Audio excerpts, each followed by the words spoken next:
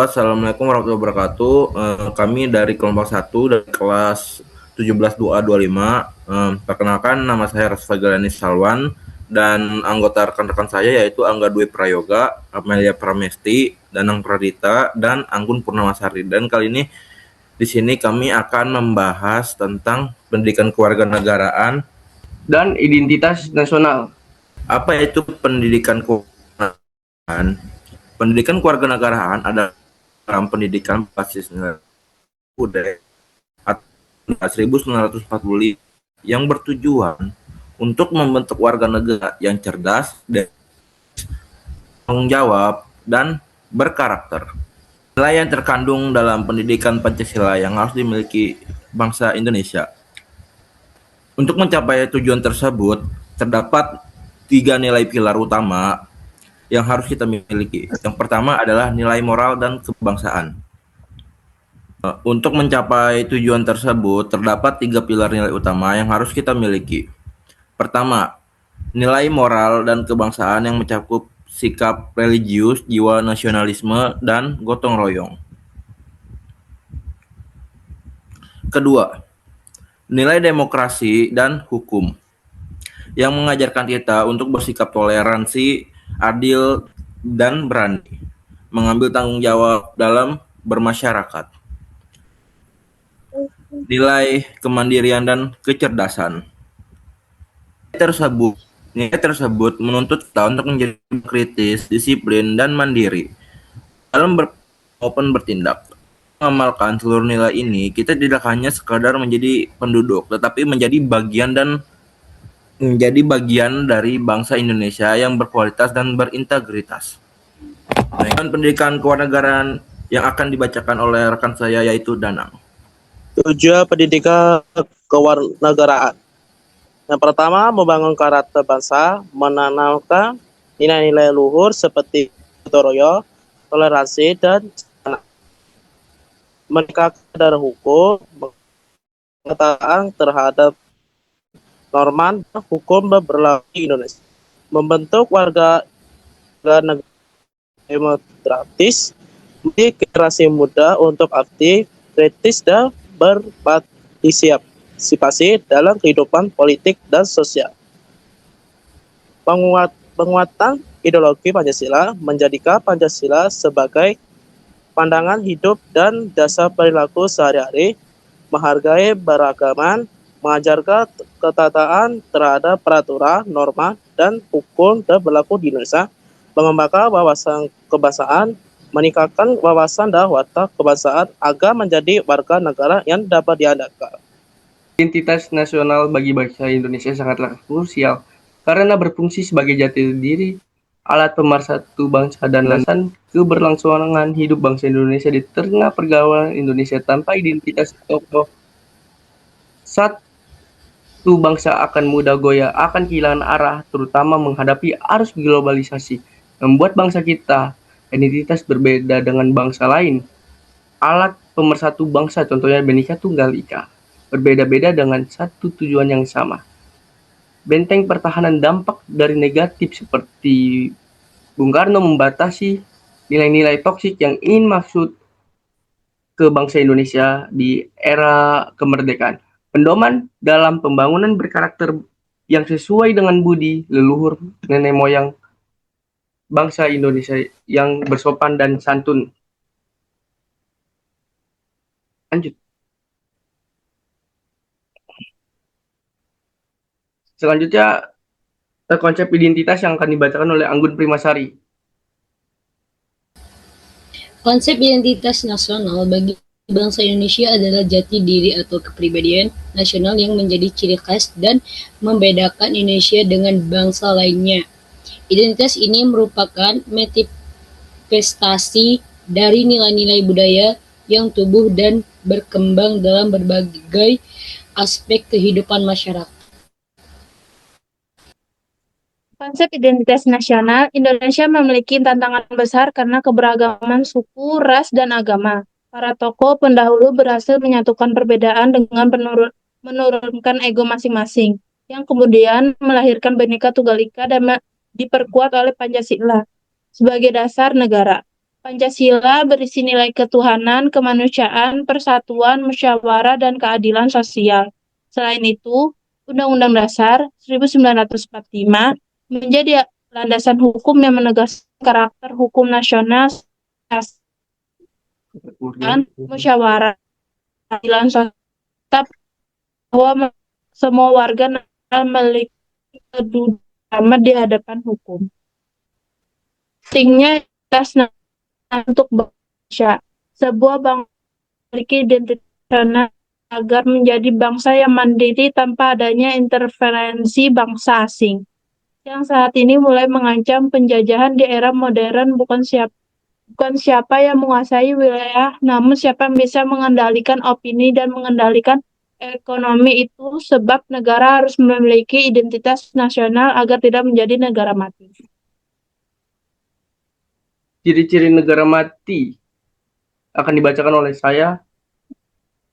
Jadi ciri-ciri negara mati itu seperti diinsentrasi sosial, seperti adu domba lah, atau perang narasi, retorika dalam berbicara berpolitik, budaya berekor pada negara lain kayak sistem non-blok yang mulai agak renggang, krisis kedaulatan politik intervensi asing ini kayak misalnya sistem IMF atau sistem Amerika yang baru-baru ini masuk ke Indonesia, yaitu Indonesia harus mengikuti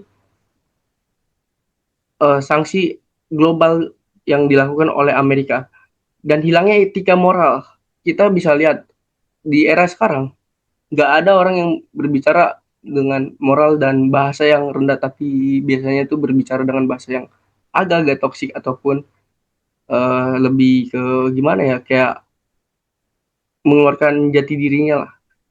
6. Perang narasi dan retorika dalam politik. Jadi di negeri sekarang ini atau di bangsa ini sekarang yang ini tuh udah termasuk ciri-ciri seperti ini.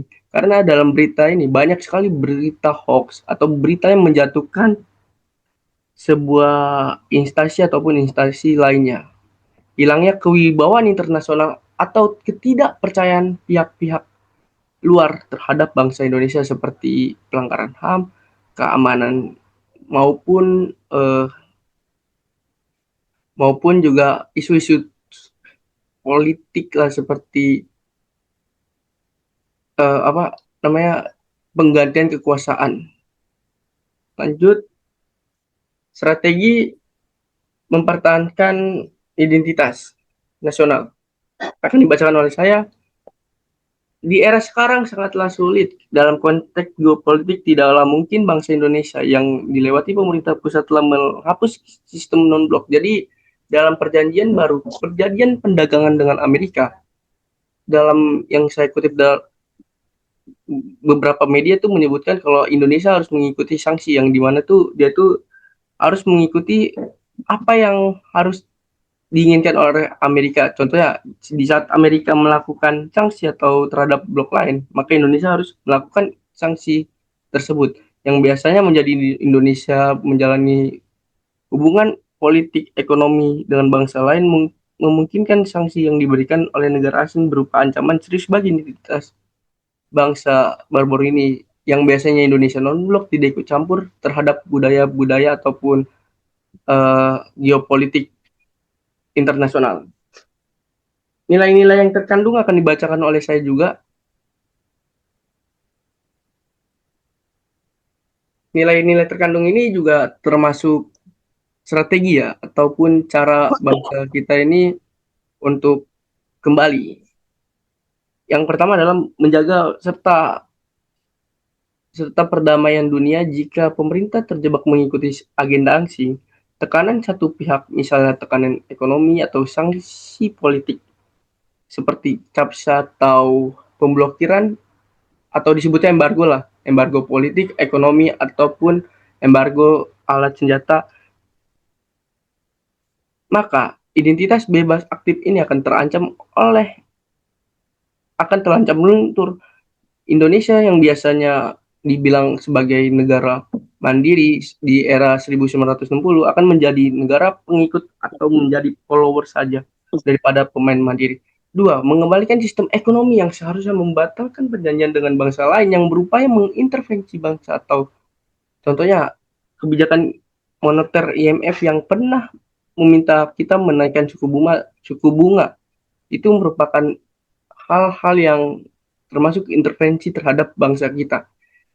Yang ketiga, Indonesia harus berani mengambil posisi berdasarkan nilai-nilai kemanusiaan dan keadilan kita sendiri menurut Pancasila sebagai dasar fasalah, bukan dari pemerintah atau sanksi dari blok lain. Jadi tuh walaupun banyak tekanan, kita masih bisa melawan asalkan sesuai dengan dasar negara kita.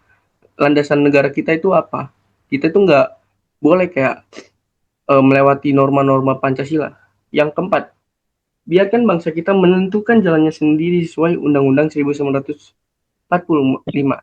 Jadi tuh di pembukaan tuh udah dijelaskan kan kalau misalnya Undang-Undang Dasar ini udah menjelaskan kalau kita adalah bangsa yang merdeka, bergerak atas kemauan kita sendiri, bukan dari bantuan negara asing. Yang kelima adalah menyaring budaya masuk ke dalam negeri dengan kebijakan pemerintah pusat. Ini udah dijalankan oleh pemerintah pusat dengan kebijakan Komdigi, yaitu RU Tunas yang baru-baru ini dijalankan. Ini sangatlah penting karena anak berusia 16 tahun yang tadinya bebas menerima budaya asing sekarang udah mulai dibatasi. Oke, kesimpulan akan dibacakan saya. Bangsa Indonesia saat ini terancam menuju ke ciri-ciri negara mati, yang dimana banyak yang sudah masuk terhadap ranah tersebut. Tapi matinya itu bukan negara yang ingin bubar, tapi adalah negara yang kehilangan moral identitas bangsanya. Apa yang harus dilakukan? Seharusnya meminta pemerintah untuk kembali ke jalan yang benar sesuai dengan hukum negara atau Undang-Undang 1945 dan pasal Pancasila. Tapi juga rakyat harus bergerak di sini. Bagaimana rakyat bisa mengubah sistem yang rusak menjadi sistem yang baru dan kembali ke jalan yang benar. Sekian dari kelompok kami. Wassalamualaikum warahmatullahi wabarakatuh.